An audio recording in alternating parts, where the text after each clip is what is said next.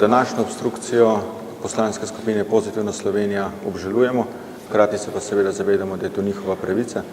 Na današnji seji Državnega zbora so se sprejemali 3 zelo pomembni zakoni za uravnoteženje javnih financ in pa za zagotavljanje nove konkurenčnosti slovenskega gospodarstva.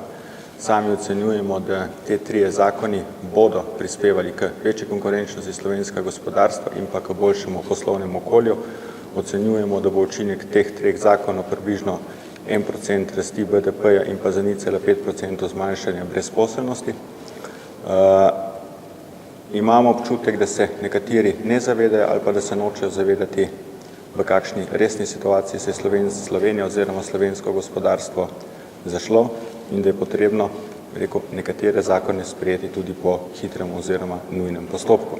Glede samega DDV-ja ocenjujemo, da je to skrajni ukrep, smiselno, da se sprejmejo drugi ukrepi prej, da se vidijo kakšni so učinki, kajti DDV ima tudi, dvig DDV-ja ima nekaj negativnih posledic, predvsem to, da se ta davek enakomerno razporedi med vse tiste, ki imajo višje prihodke in nižje prihodke in da bo bolj prizadel tiste z nižjimi prihodki.